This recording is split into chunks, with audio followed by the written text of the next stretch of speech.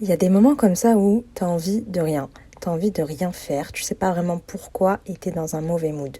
Alors ces moments-là, ils arrivent soit parce qu'il y a eu l'accumulation d'événements non désirés et que t'en as pas pris compte et au bout d'un moment, ça se manifeste par un ras-le-bol général. Ou alors un événement en particulier qui t'a fait basculer dans ce mood-là. Je suis fatiguée, je suis saoulée aussi. Parce que, vas-y, j'ai passé mon après-midi à faire un Ritz qui, pour moi, il a du mal à prendre. J'ai pas envie d'être dans cette matrix de dépendre des statistiques. Et ouais, en fait, que mon humeur ou que mon énergie dépendent clairement d'algorithmes ou de statistiques. Je veux pas être dans ça. Et je me dis, mais comment est-ce qu'ils ont fait, tous ces créateurs de contenu, en passant des heures et des heures à produire des vidéos sans que ça marche? Parce que forcément, quand tu crées du contenu au départ, t'as de fortes chances que ça ne marche pas tout de suite. Mais il va falloir que je sois résiliente et que je continue de travailler quand même. Là, je vais être parasitée dans mes pensées en mode vas-y, si ça se trouve, tu fais tout ça pour rien, la vidéo va pas marcher. Est-ce qu'un jour, vraiment, ça va marcher? Maintenant, si j'ai décidé de réaliser ce challenge de faire une vidéo par semaine sur YouTube, c'est pour apprendre de ces moments-là, même si je les aime pas, je les déteste, ces moments-là.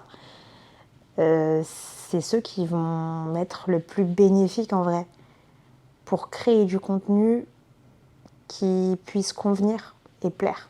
Et généralement, quand ça va pas, on a tendance à se laisser aller, à se négliger et à plus prendre soin de soi. Ma peau, elle est terne, elle est sèche. Bon, après, là, je mets pas de crème, je fais rien. J'ai aucune routine, franchement, alimentation zéro. Donc, le but, c'est un peu de rectifier un peu tout ça, quoi. Histoire de se sentir mieux.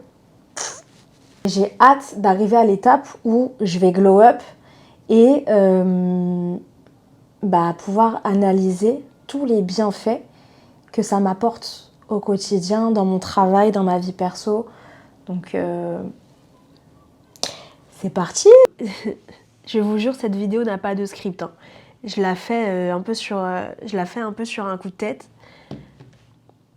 Se rappeler de qui on est. Je me suis maquillée. Genre, je me suis dit, non, c'est toi. Là, c'est toi. De qui on parle? Qui on est? Qui suis-je pour me négliger? Sérieusement, on dirait même pas que je suis malade. Là. Je suis malade, non. Non, je suis fraîche. Franchement, ça motive. Quand tu vois ta tête fraîche comme ça, tu te dis, ah non, mais moi, je suis quelqu'un. Pardon. Pourquoi je vais pas travailler? Je vais faire.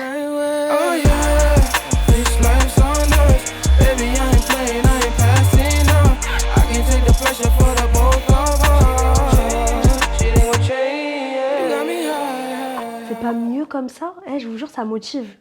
De se voir fraîche, ça motive de ouf. Moi qui n'avais la motivation de rien faire, là, ça me motive au moins un petit peu à faire au moins le minimum. Self-care, le fait de prendre soin de soi. Sauf que quand t'as envie de rien, flemme en fait de prendre soin de toi. Du coup, j'ai décidé de prendre soin de moi par le biais d'un intervenant extérieur. Comme ça, j'ai pas le choix. C'est parti, j'arrive devant le salon. Je stresse, parce que je sais, je vais sortir de là, ma tête elle va changer. La coiffure, ça change vraiment tout dans une tête. Et sachant que ça fait plus de 2 ans que j'ai rien fait, que je suis un peu dans un mood, vas-y, laisser aller total.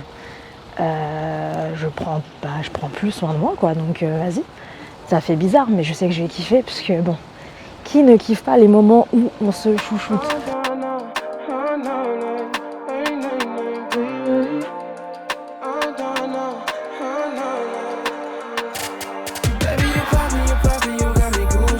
Ouais, j'ai beaucoup de masse. les cheveux bouclés. Et j'ai un dilemme.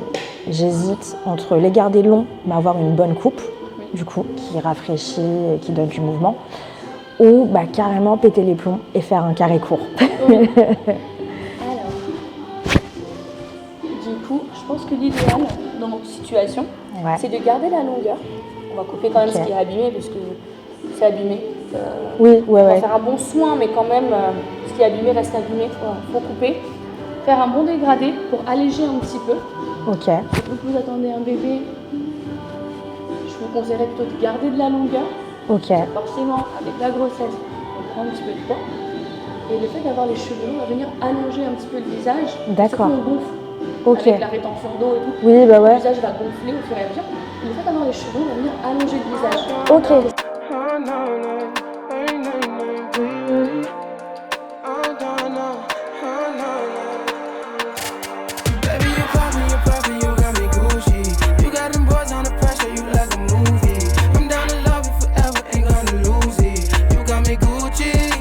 Gucci, yeah, you worth it, yeah, you worth it.